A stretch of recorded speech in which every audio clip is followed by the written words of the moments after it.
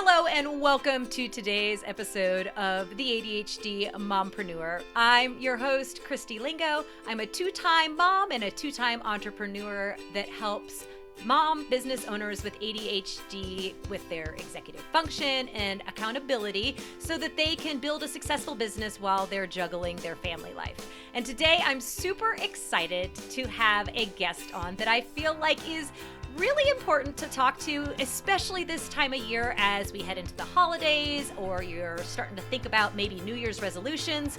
We are talking to Sherry Andrew, and Sherry is an ADHD money management coach. So Sherry, thank you so much for joining me today. Can you tell us a little bit about yourself and kind of how you got started in money management coaching? Sure, I'd love to do that. And yeah, thanks for having me. I'm excited to be here to connect with your audience. And the path to becoming a financial coach was really unexpected. I never had any plans to become an entrepreneur.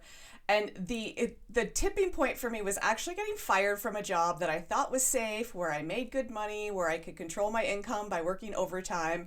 And one day I got fired, and that was completely unexpected and a big shock. And that led me to, okay, we need to make some changes with our finances, because I always thought I was budgeting before, but now having clarity and a lot more education around it, I was tracking our spending, which isn't bad, but it isn't the best path, because you need to get out in front of it and have an idea where you want your money to go, and systems and strategies, especially for ADHD entrepreneurs, to know where you want your money to go and move it there as soon as possible. And the ADHD part came in a little bit later, just in the last few years, starting to see things on social media around like, you may have ADHD if, and they tick off all these things, and I'd be like nodding along, and then finding out that there is a high percentage of individuals with ADHD that become entrepreneurs. And it really solidified it for me when in 2023 I took a job as a financial coach with a company thinking this is going to be great. And it wasn't, because even though it had a lot of flexibility and I worked from home, it just wasn't the flexibility that I needed as an entrepreneur to be able to have complete freedom in my business. And when I discovered I had ADHD, I started then looking at my money strategies and thinking, well, why am I able to so effectively manage my money? And I looked at the strategies and combined it with what I was learning about ADHD and went, oh, this all makes sense now.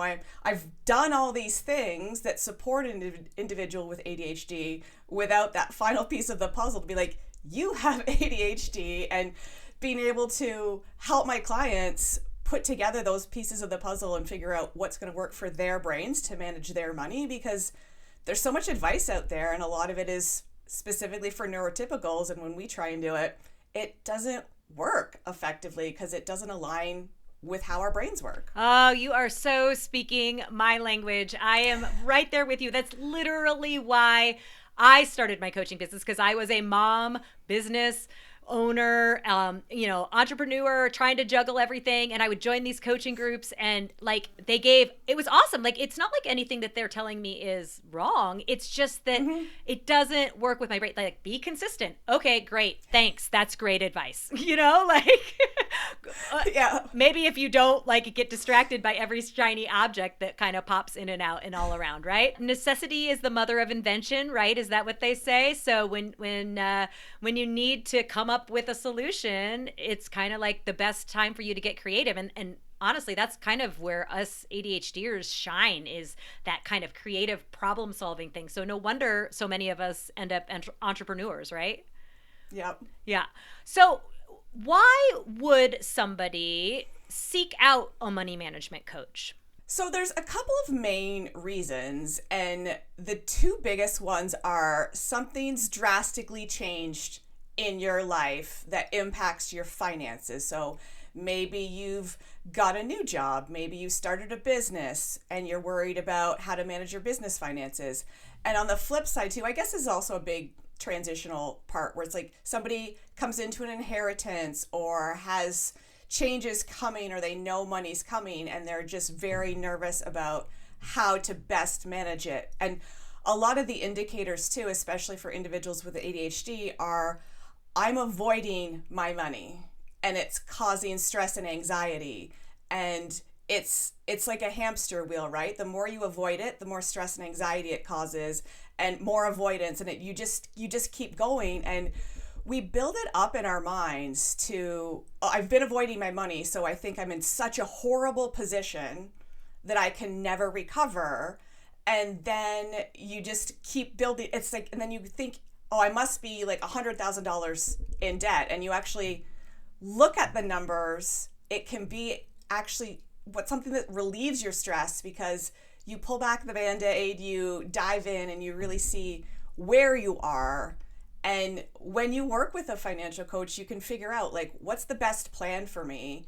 And I see the stress lifting from my clients' shoulders when we build a plan that aligns with what's important to them, includes the things that they want to spend money on, and fits within their income. And being able to get out in front and see, where do I want my money to go? And I don't lean into restrictive budgeting. I'm never going to say, like, you shouldn't do this. It's like, you're an individual. What do you want to spend your money on? And some people want to spend money on things that are so drastically different from myself or other clients, and that's okay. And a plan that doesn't align with you and is super rigid is going to be one you're going to give up on pretty quickly. Well, and I feel like, especially for people with ADHD, right? Because we're so drawn to something that is new or novel or different. So maybe at first they'll love a really restrictive plan because they're like, oh, look how much money I'm saving and, blah, blah, blah. But then as it goes down the road, they're going to feel like they're depriving themselves or something like that. And then it's just going to they're going to get impulsive, and then it's going to get them right back on that same hamster wheel again of like not wanting to look at their money, being afraid of what's there, not having an awareness of what's going in and what's coming out, like that whole thing. Yeah. And, to your point about like knowing what is there, awareness is like my key. That is like the one thing that I, on this podcast, with my clients, whenever they're just like, oh, I discovered this and it feels shameful, I'm like, this is the best thing in the world. This is awareness, because the awareness is power. It's such power to absolutely know, because you cannot solve a problem if you don't know what the problem is. So I think that's so great that you're able to kind of like be that person for somebody. And in a, because of your background in, with your own ADHD and your own experience, I think that for us, it creates a little bit more empathy for people that are kind of struggling with these things. So we're like, well, we get it. We know we were there, or we were there. Maybe it's not exactly the same, but we understand your resistance to rigidity in budgeting. We understand that it's hard to stay consistent. What other sort of like ADHD symptoms do you kind of see popping up among the people that you're working with that might lead to money issues? Yeah, outside of avoidance, which is the big one, disorganization is a big thing, especially for entrepreneurs. When you don't know where your money is going and you don't know, like, the commingling of business and personal finances all in one account, not putting aside money for taxes, not having that awareness around expenses that are coming down the road in your business and on the personal side. And yeah, the biggest ones are disorganization and avoidance. And as an entrepreneur, if you're not organized with your money, that tax time is really scary, not only because of the impending tax bill, but also because of the overwhelm of, how do I figure out what I made and what my expenses were for the year? And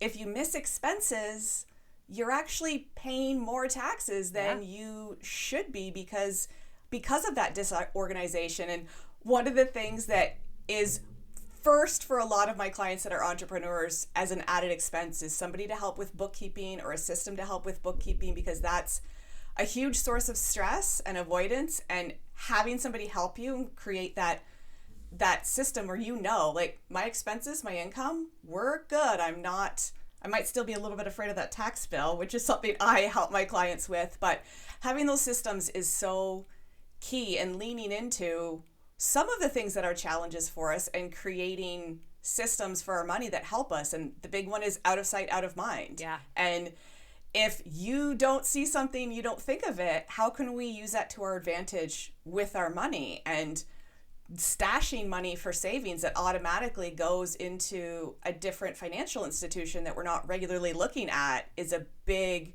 piece that can help ADHDers, specifically entrepreneurs too, have money for things that they want and need down the road. Yeah, yeah. And to your point about like avoidance, that task initiation piece of it, like if you don't understand money or you're afraid of your finances or things like that, like we don't like to do things that we don't know what we're doing, right? It's so hard for us to kind of get over that motivational hurdle sometimes. And so I think that that's what's so great about working with a coach, whether it's you're working with a business coach to help you like get your marketing in order or make sure that you're following through on the things that you need to do for your goals, or you're working with a financial coach who's going to say, hold your hand and be like, look, we can figure this out together, because then you've got the task initiation piece combined with an accountability piece that will then kind of like yield better results, because it's not just you trying to motivate yourself. It's kind of got that piece, that sense of obligation that's in there, because you're working with a coach. They've given you homework. You don't want to let that coach down, and so even though it may feel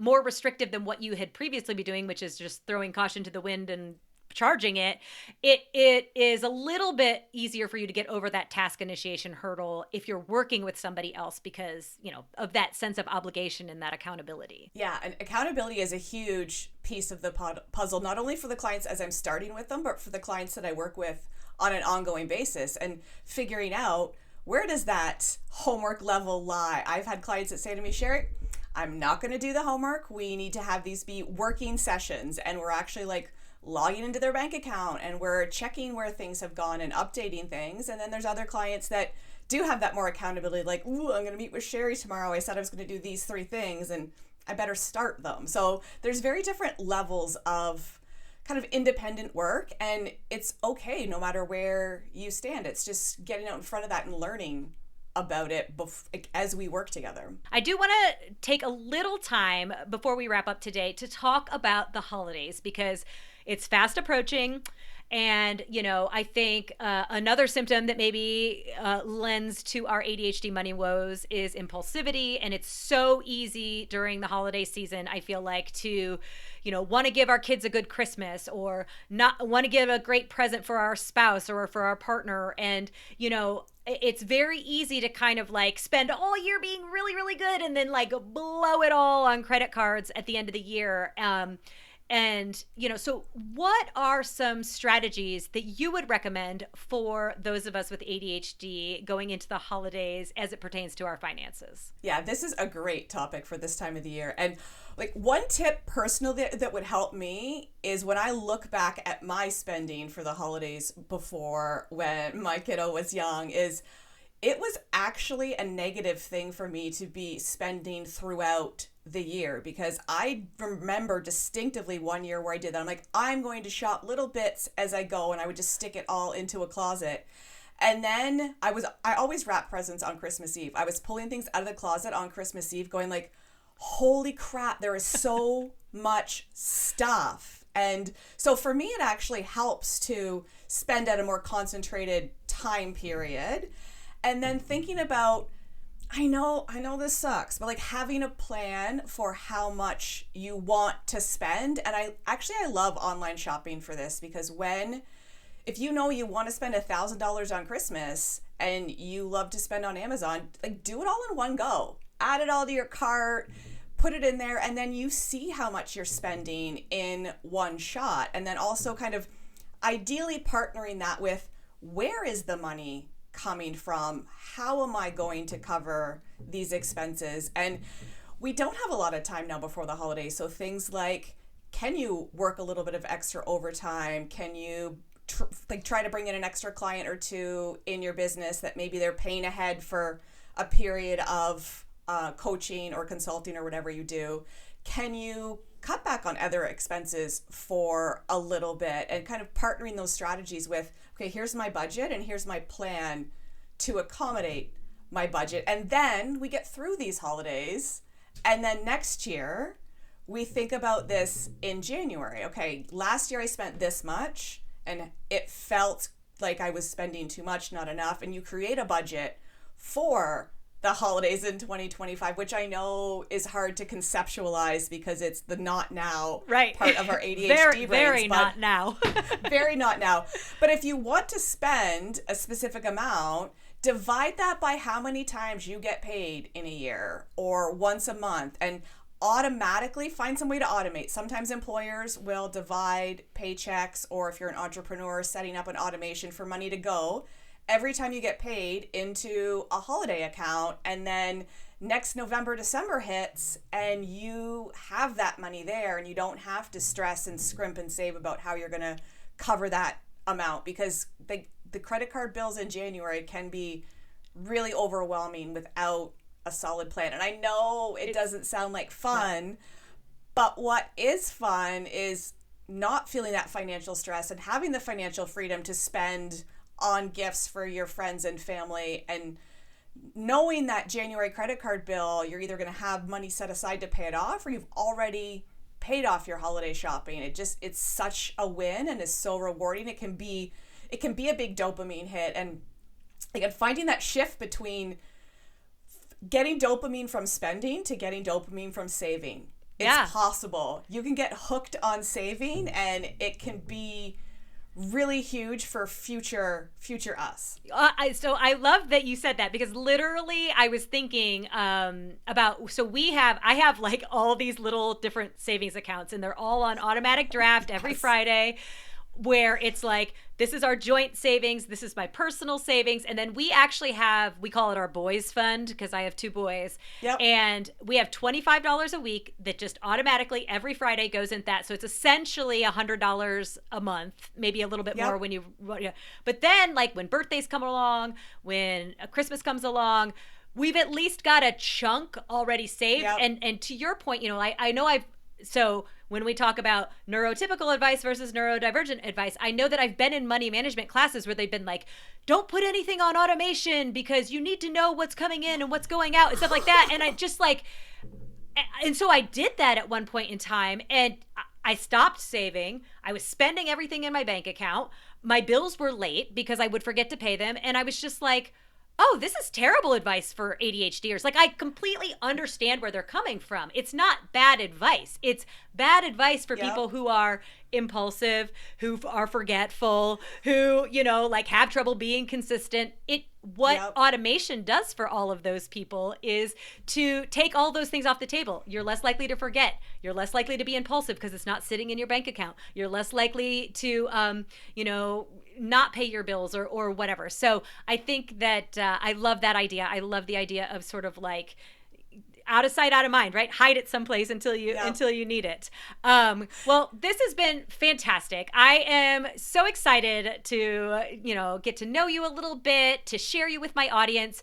If there would be one strategy that you could give to the listeners to say sort of like, this is one thing that you can do immediately after listening to this episode that could help you get a handle on your finances and start down this money management road, what would that thing be? Oh, I love this question.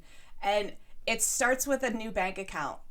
I love all of the bank accounts. I have all of the bank accounts for all of the things, but start with one new checking account and separate your money that you need for bills from your money that you are going to spend on groceries, gas, Amazon, all of those things, because then your bills are covered. This also is partnered with actually having a plan for your money, but having that separation, and it comes down to, we make decisions based on the bank account balance of the account that we're looking at. And if you have a pay go in and you don't have any automations and the money's just sitting there, our spending is going to increase with our bank account balance increasing. So again, we're the same. On payday, money goes in and money goes out to all of the accounts to go where we want it to do what we need it to do for us. And the first step though is the spending and the bills, separating it, because when you're spending and you have this smaller pot of money that you're spending, okay, this has to get me to next Friday, to next payday, and you make different decisions on that. And when I have clients start to do this, they often come to me just before next pay and the money goes in, like, Sherry, there's money left. There's $100 left in that account. How could there be $100 left in the account? Because when we did our plan, I actually like cut in a lot of categories that this money is supposed to cover. So we cut and there's still money left. It's like, because you really dialed up that intentionality right by separating that money. Yeah, I love that.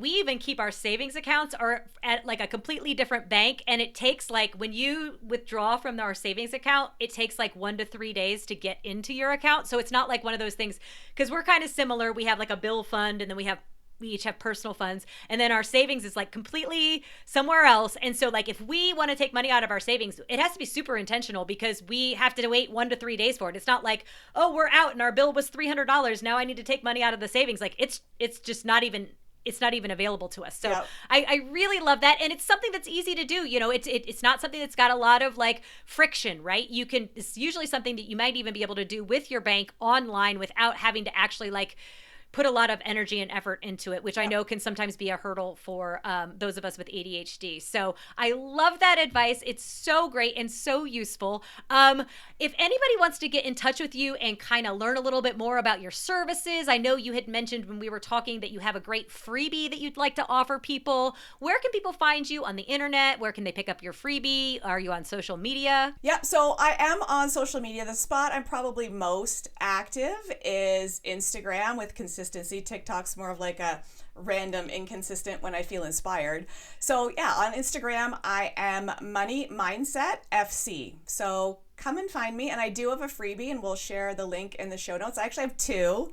One targeted at an ADHD entrepreneur, which includes a template to put together your business and your personal stuff and be able to like start to develop those strategies on the business side to know when money comes into your business, where does it need to go to save for taxes, start looking at strategies to put yourself on a consistent salary, and all, like there's so many things that are negatives typically for being an entrepreneur, specifically the variable income, that can definitely be avoided with the right systems. And then for people that aren't entrepreneurs, I also have just a budget template where you can put your personal information together, where we're looking at all different types of expenses and thinking future planning for some of those bigger expenses as well. Yeah, that's awesome. And you know, the one thing that I do want to say, like the coach brain side of me, when we talk about time management, when I'm talking about with my clients, you know, we're always talking about ways to take not now and make it now. Filling out a worksheet about your finances takes what's not now, what's in the future, things that you need to think about, and makes it now. So this is a great thing. Be sure to check out the show description so that you can go grab Sherry's freebies. And Sherry, thank you so much for your time and all of your great strategies that you've shared today. Thank you so much. It's been a pleasure. If you're a business owning mom with ADHD, you're going to need to grab my free customizable essential checklists for ADHD mompreneurs by visiting bit.ly/checklists for ADHD mompreneurs, or by following the link in the episode description. Do it now before you forget. Until next time.